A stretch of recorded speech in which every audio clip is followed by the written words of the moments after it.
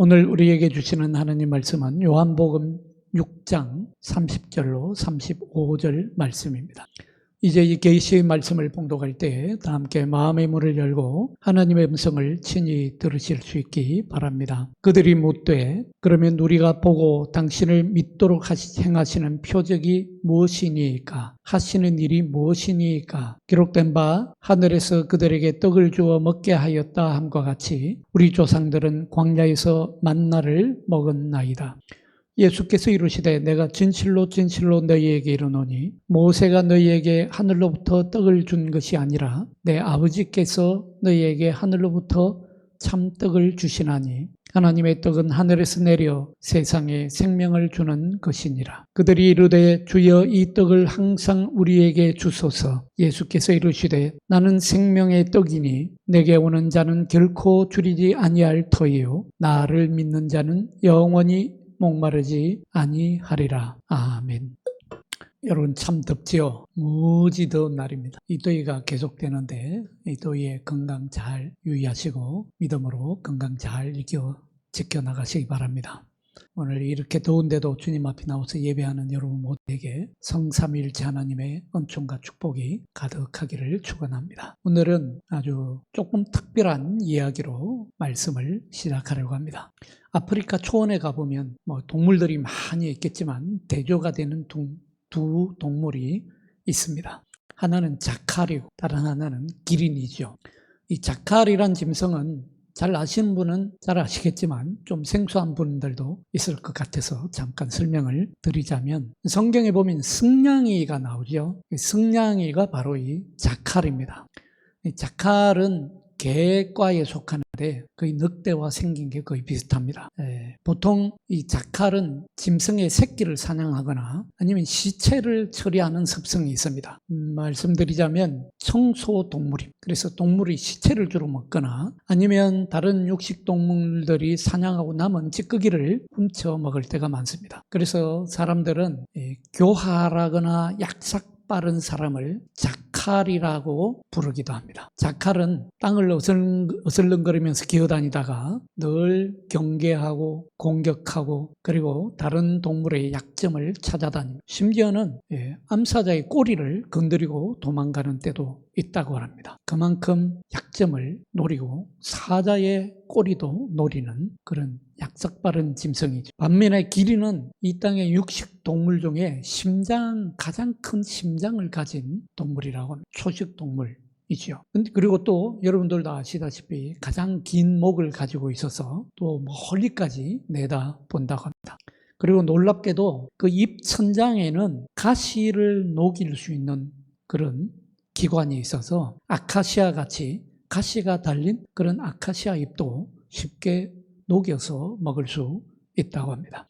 이 두 동물을 비교하면서 심리학자 마셜 로젠버그는 우리 인간이 대화할 때의 대화 방식을 이 두 동물에 비유해서 설명합니다. 우리 안에는 이 자칼의 언어가 있는가 하면 또 다른 한편으로는 기린의 언어가 공존한다고 합니다. 자칼의 언어는 항상 남을 비난합니다. 남을 쉽게 판단하고 정죄하고 그리고 남의 약점을 파고들고 그리고 다른 사람에게 무언가를 요구합니다. 왜 맨날 그러죠? 당신은 항상 그래. 이런 식의 말들이죠.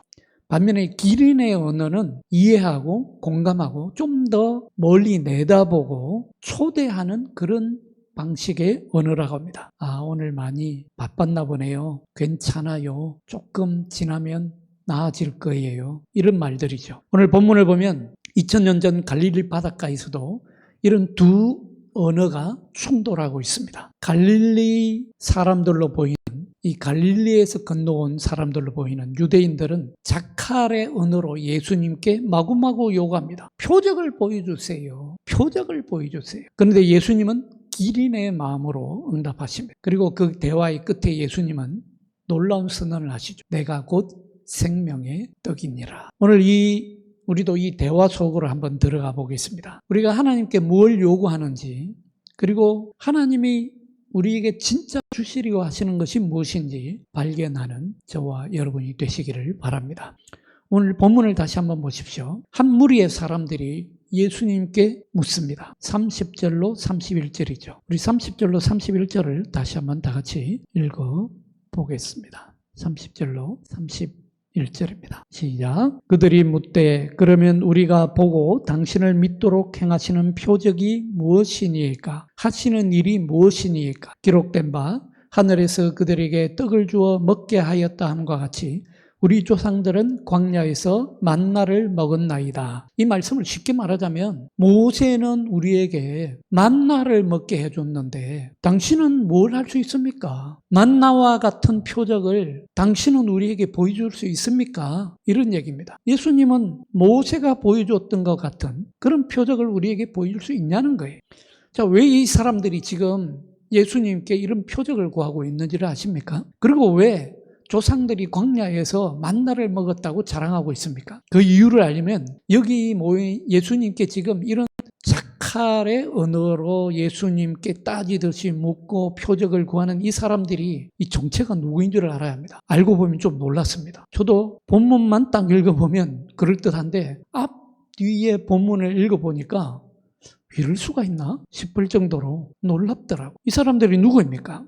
41절에 보면 이 사람들이 누구인지 나옵니다. 이 사람들은 유대인들이라고 나와 있습니다. 근데 유대인들인데 어떤 유대인들이냐? 이 사람들은 사실 오늘 본문 우리가 요한복음 6장을 읽었는데 6장 30절부터 읽었는데 6장 1절에 보면 예수님이 갈릴리에서 엄청난 기적을 행하십니다. 오병이어의 일명 오병이어의 기적을 일으키세요. 보리떡 5개와 물고기 2마리로 5,000명을 먹이시고 그리고도 광주리에 5광주리에 남을 정도로 7광주리에 남을 정도로 차고 넘치게 먹이셨습니다. 그 기적과 그 이적을 이 유대인들은 이미 본 사람들이 이미 봤습니다. 그 후에 예수님은 제자들을 먼저 배에 태워 보내시고 예수님은 배도 안 타시고 그냥 갈릴리 호수를 걸으셔서 건너편으로 가셔서 배에서 제자들을 만나십니다.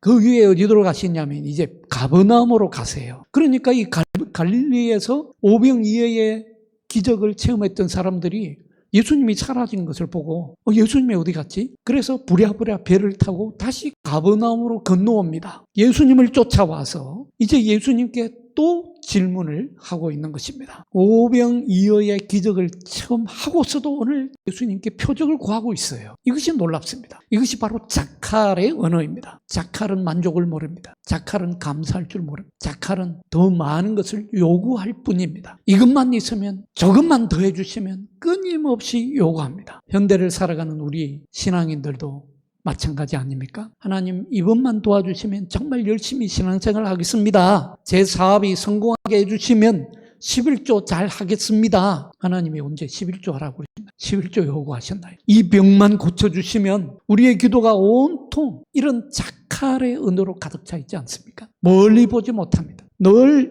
땅의 것만 요구하고 눈앞의 것에만 급급해하며 살고 있지 않습니까? 근데 여기서 우리가 놓치지 말아야 할 것이 있습니다.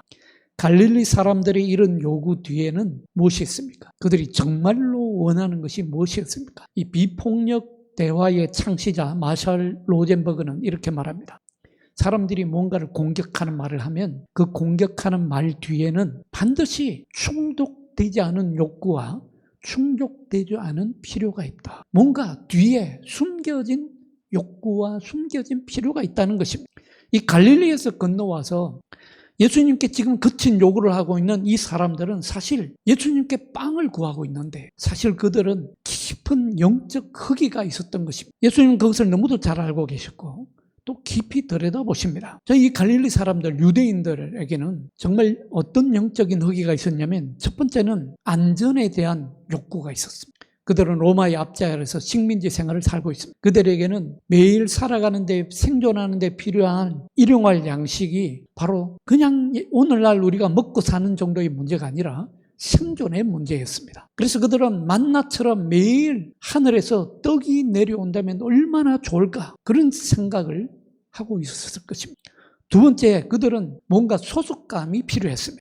우리 조상들은 만나를 먹었습니다. 이 말이 무슨 말입니까? 하나님의 선택받은 백성이라고 하는 정체성에 대한 갈망이 담겨 있습니다. 우리도 특별한 존재 있고 싶고 언제나 인정받고 살고 싶어 합니다. 그런 욕구이지요. 그리고 세 번째, 그들에게는 삶의 의미가 필요했습니다. 삶이 너무도 힘들고 무의미하고 그렇게 느껴질 때 우리는 기적을 통해서라도 삶의 의미를 찾고 싶어 합니다. 여러분, 우리가 하나님께 드리는 요구들을 한번 잘 돌아보십시오. 이것 해주세요, 저것 해주세요 하는 그 자칼의 언어 뒤에는 어떤 마음이 숨어 있습니까? 어쩌면 외로움일 수 있습니다. 어쩌면 두려움일 수 있습니다. 어쩌면 인정받고 싶은 마음일 수 있습니다. 우리가 정말로 배고픈 것은 떡이 아니라 사랑일 수 있고, 우리가 정말로 목마른 것은 물이 아니라 관심일 수도 있습니다. 예수님은 우리의 이런 깊은 필요를 너무도 잘 아십니다. 그래서 26절을 보시면 예수님 말씀하시지요. 너희가 나를 찾는 것은 표적을 본 까닭이 아니요 떡을 먹고 배부른 까닭이로다. 예수님은 그들의 표면적 요구 뒤에 진짜 배고픔을 보고 계셨던 것입니다. 이것이 바로 기린의 마음입니다. 기린은 긴 목을 보고 긴 목으로 멀리 내다봅니다. 표면이 아니라 깊은 곳을 들여다봅니다. 말이 아니라 마음을 봅니다. 예수님은 우리의 거친 요구 뒤에 있는 상처받은 마음, 두려운 마음, 외로운 마음을 보신 것입니다. 여러분, 예수님의 마음에 비춰볼 때 우리의 믿음을 다시 한번 점검해 봅니다.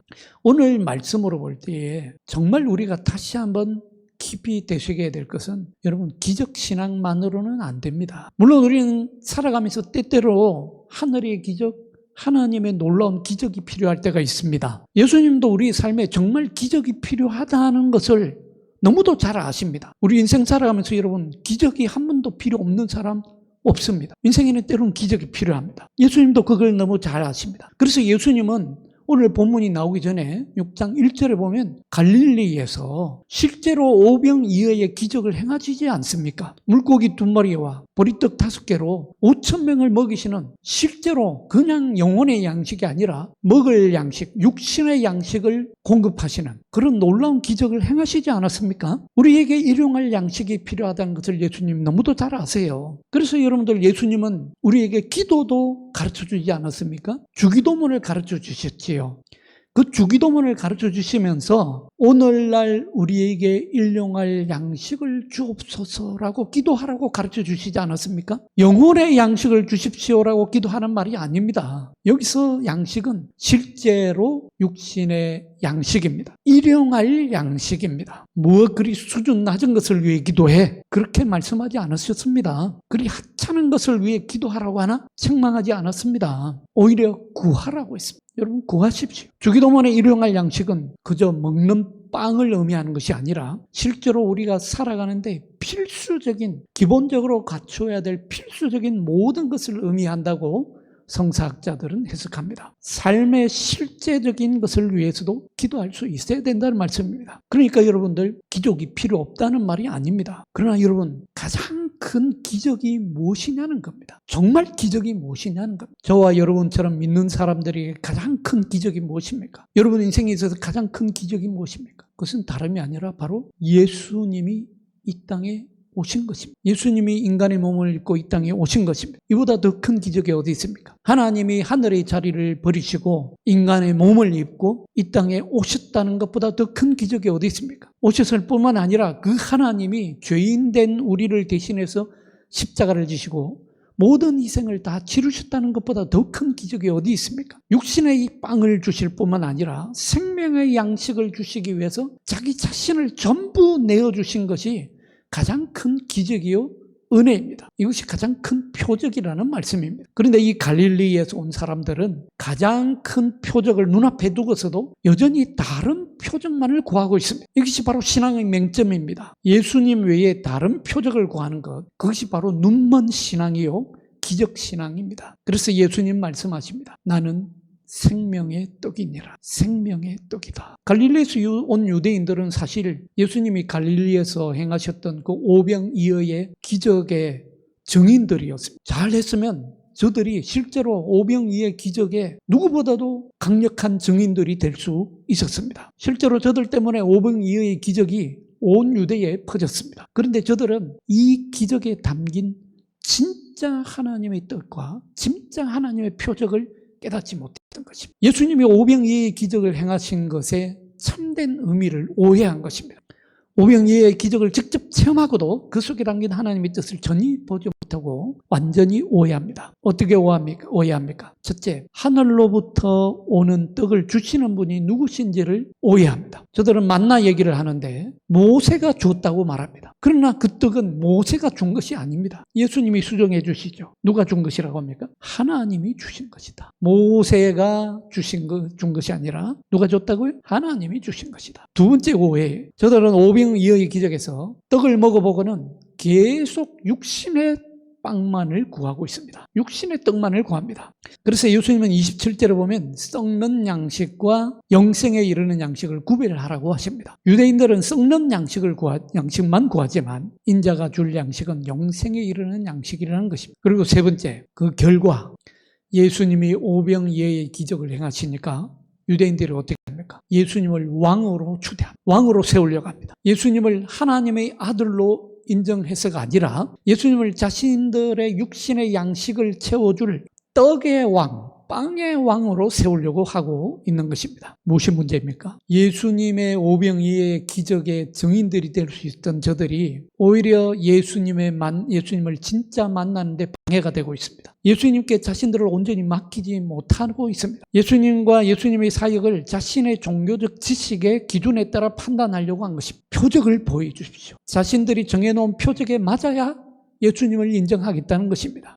무엇이 적절한 것인지, 무엇이 그렇지 않은지 자신들의 종교적 기준에 따라서 결정하려고 한 것입니다. 이것이 요한복음에서 말하는 종교의 근본 문제입니다. 여러분, 종교를 믿으려고 해서는 안 됩니다. 종교인이 되려고 해서는 안 됩니다. 예수님은 우리에게 종교인이 되라고 한 번도 요구한 적이 없습니다. 우리는 그리스도인이 되어야 합니다. 종교를 믿는 것이 아니라 예수 그리스도를 믿어야 합니다. 종교인이 되어서는 안 되고 예수 그리스도인이 되어야 합니다. 예수 그리스도를 믿고 예수 그리스도의 말씀을 생명의 양식으로 먹고 예수 그리스도의 삶을 따라가는 그리스도인이 될 수 있기를 바랍니다. 예수님을 떡의 왕으로 세우려고 하니까 예수님이 저들을 피해서 그냥 가버리십니다. 가버나움으로 가버리셨어요. 저들은 기적을 체험했지만 배만 채우는 사람들이 된 것입니다. 사랑하는 여러분, 참떡은 예수님이십니다. 이 참된 생명의 떡으로 여러분의 삶과 영혼이 배부르고 여러분의 삶의 생명이 풍성하고 충만하기를 축원드립니다. 두 번째, 우리가 32절로 34절 말씀을 함께 묵상하려고 하는데, 갈릴리 사람들의 요구에 예수님은 어떻게 응답하십니까? 너희들이 어제 기적을 봤으면서 왜 나에게 또 표적을 구하느냐라고 꾸짖지 않았습니다. 이 변망덕한 인간들아, 비난하지 않으십니다. 대신에 예수님은 놀라운 기린의 언어로 응답하십니다. 진실로 진실로 너희에게 이르노니 모세가 너희에게 하늘로부터 죽을 떡을 준 것이 아니라 내 아버지께서 너희에게 하늘로부터 참떡을 주시다. 여기서 여러분, 예수님의 대화법을 한번 잘 주목해 보십시오. 예수님은 유대인들의 삶의 토대를 먼저 인정하십니다. 갈릴리 사람들이 만나와 모세를 언급했을 때 예수님은 그걸 무시하지 않으십니다. 오히려 그걸 출발점으로 삼아서 대화로 인도하시죠. 이것이 진정한 공감적 대화의 시작입니다. 이 비폭력 대화에서는 이것을 관찰이라고 부른다고 그래요. 판단하지 않고 있는 그대로를 보신 것입니다. 예수님은 갈릴리 사람들을 믿음 없는 사람들이라고 책망하거나 판단하지 않으셨습니다. 그들의 역사와 전통, 그들의 기대를 있는 그대로 받아들이셨어요. 그리고 예수님은 점진적으로 진리를 계시해 주십니다. 모세가 준 것이 아니라 내 아버지께서 주신 것이다. 여기서 예수님은 아주 특별한 방식으로 말씀하십니다. 모세가 준 것이 아니라 내 아버지께서 주신 것이다 라고 하는 이 말씀, 여러분, 이 말씀 속에 우리 한글 성경으로는 구분이 잘 안 됩니다만 헬라어 성경 원어로 보면 모세가 준 것이 아니라 라고 할 때에는 과거형으로 말씀하십니다. 그런데 내 아버지께서 주시는 것이다 할 때는 현재형으로 말씀하세요. 무슨 말씀입니까? 과거형이 아니라 현재형이라는 거죠. 하나님께서 주시는 떡은 과거에만 주신 것이 아니라 지금도 주시는 떡이다라는 말씀입니다. 하나님의 선물은 여러분, 과거의 일회적인 사건이 아니라 지금도 계속되는 현재적 사건이라는 것을 여러분 믿으시기 바랍니다. 이것은 마치 기린이 높은 곳에서 멀리 본 것을 천천히 설명해 주시는 것과 같습니다.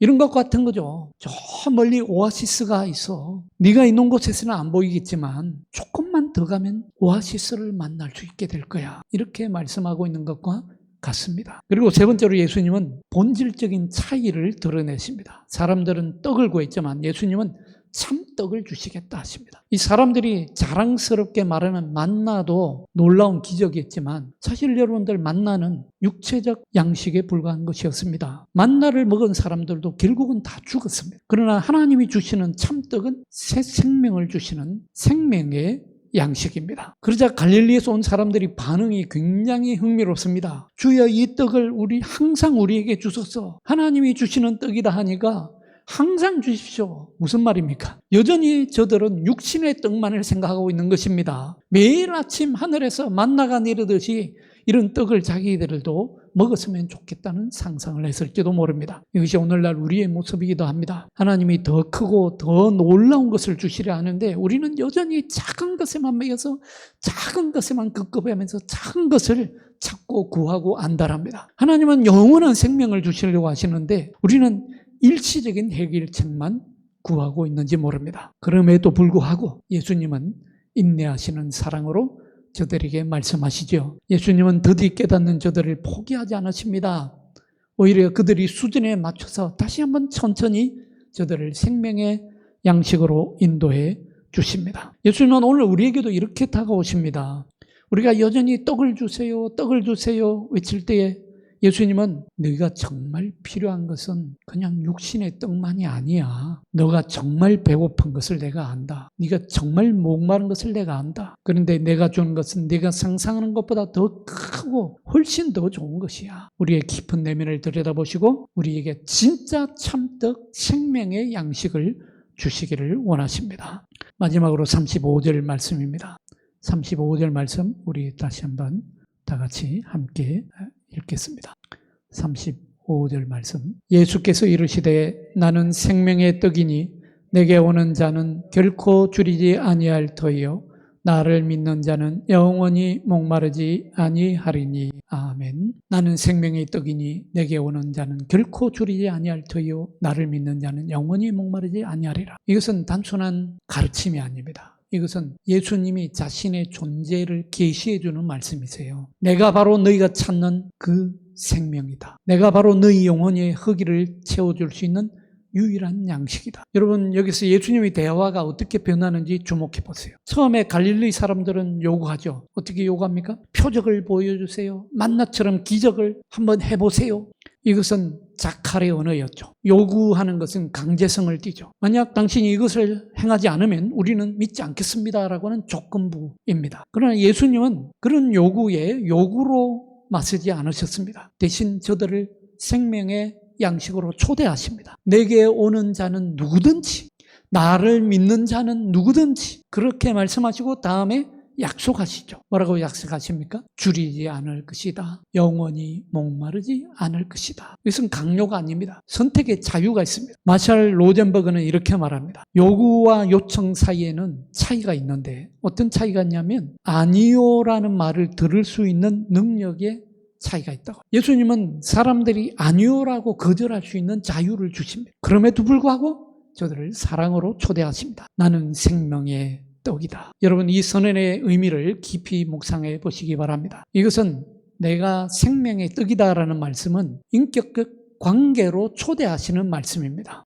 예수님은 내가 생명의 떡을 주겠다라고 하지 않으시죠. 뭐라고 말씀하십니까? 내가 곧 생명의 떡이다라고 말씀하셨습니다. 요한복음에 나오는 예수님의 첫 번째 에고 에이미 말씀이시죠. 나는 무엇이다. 지난번에 한번 요한복음 말씀드릴 때에 설교에서 에고 에이미 신약 성경 요한복음에는 총 7번에 걸쳐 나는 무엇이다 라는 말씀이 나온다는 말씀드렸습니다. 그 중에 첫 번째가 바로 나는 생명의 빵이다. 생명의 떡이다. 자, 나는 무엇이다. 이 말씀은 곧 출애굽기 3장 14절에 하나님이 나는 스스로 있는 자니라 하는 말씀하시는 방식과 똑같다고 말씀드렸지요. 무슨 말입니까? 그러니까 나는 생명의 떡이다라는 말씀은 예수님이 우리의 하나님이 되어주시겠다라는 말씀이죠. 예수님이 우리의 주님이 되어주시겠다는 말씀이죠. 내가 그냥 너희들을 위해서 육신의 양식을 위해 기적만 행할 수 있는 그런 존재가 아니라 내가 세상 끝날까지 너희와 함께하고 너희를 책임질 임마누엘 되어주겠다라는 약속의 말씀입니다. 바로 여기에 참된 생명이 있고 바로 여기에 참된 양식이 있습니다. 우리가 필요한 것은 그래서 예수님이 주시는 무언가가 아니라 바로 예수님 자신입니다. 여러분, 예수님과 함께하는 사람은 육신의 양식뿐만 아니라 영원한 생명의 떡을 얻게 될 줄로 믿으시기 바랍니다. 우리는 종종 하나님을 자판기처럼 생각할 때가 많아요. 자동 판매, 기도라는 동전을 넣으면 축복이라는 음료수가 나오기를 기대합니다.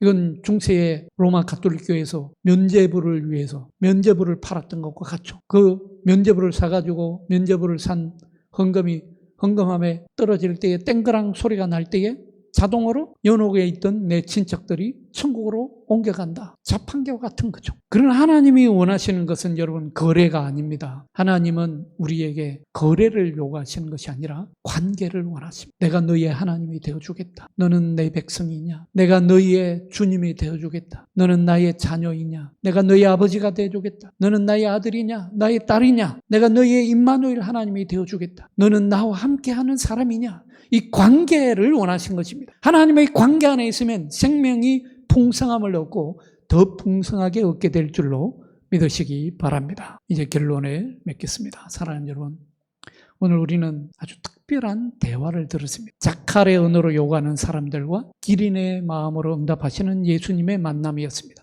우리는 종종 자칼처럼 살아갑니다. 물론 우리 속에는 기린 마음도 있습니다. 그러나 자칼의 마음이 불쑥불쑥 튀어나올 때가 많지요. 더 많은 걸 요구하고 조건을 내걸고 뭔가 자꾸 거래하려고 하고 불평하고 비난합니다. 그러나 예수님은 우리를 기린의 마음으로 다가오십니다. 우리의 표면적 요구 뒤에 우리가 진짜 갈망하고 있는 것이 무엇인지를 깊이 들여다보시고 인내하며 사랑으로 인도하시고 강요하지 않으시고 초대하십니다. 무엇보다도 예수님은 우리에게 우리가 생각하고 우리가 요구하는 것보다도 훨씬 더 좋은 것, 훨씬 더 큰 것, 훨씬 더 많은 것을 풍성하게 주시기를 원하십니다. 예수님은 바로 자기 자신을 내어주시기를 원하십니다. 나는 생명의 떡이다. 이것은 2000년 전에 갈릴리 해변에서 예수님이 선언한 것으로 끝나는 것이 아닙니다. 오늘 이 자리에서 지금 이 순간에도 예수님은 우리에게 말씀하십니다. 네가 진짜 배고픈 것이 무엇인지 내가 안다. 네가 진짜 목마른 것이 무엇인지 내가 안다. 그것은 돈도 아니고 성공도 아니고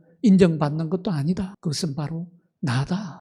내가 너희의 영원한 만족이 되어 주겠다. 이렇게 약속하십니다. 여러분, 이제 우리의 언어를 바꿉시다. 우리의 언어를 바꿀 때입니다. 우리도 예수 믿는 사람들 아닙니까? 예수 믿는 사람이라면 예수를 믿고 예수님의 성품도 닮아야지요. 그래서 우리가 자칼의 언어를 버리고 기린의 언어를 가지는 것, 그것은 예수님의 성품을 담는 것입니다. 주세요, 주세요. 그런 언어에서 감사합니다 라는 언어로 바꿉시다. 왜 안 주십니까? 왜 안 주십니까? 해서 여러분, 주님 저에게 무엇을 주시렵니까? 이런 언어로 바꿉시다. 한번 따라합시다. 주님 무엇을 주시렵니까? 주님 저에게 무엇을 주시려 하십니까? 이건 기대하고 소망하고 하나님과의 인격적 관계에서 나오는 말이지요. 그리고 무엇보다도 여러분들 예수님의 초대에 응답하시기 바랍니다. 생명의 떡이신 예수님께 나아가십시오. 그분을 믿고 신뢰하십시오. 이 갈릴리에서 온 사람들처럼 떡만 쫓아가는 사람들이 아니라 예수님께서 육의 양식뿐만 아니라 우리의 영의 양식을 주시며 영원한 생명의 양식을 주시는 분이심을 믿고 그 주님을 신뢰하며 그 주님과의 깊은 관계로 나아가시기 바랍니다. 그러면 여러분은 다시는 영적으로 줄이지도 목마르지도 않을 줄로 믿습니다. 기도하겠습니다.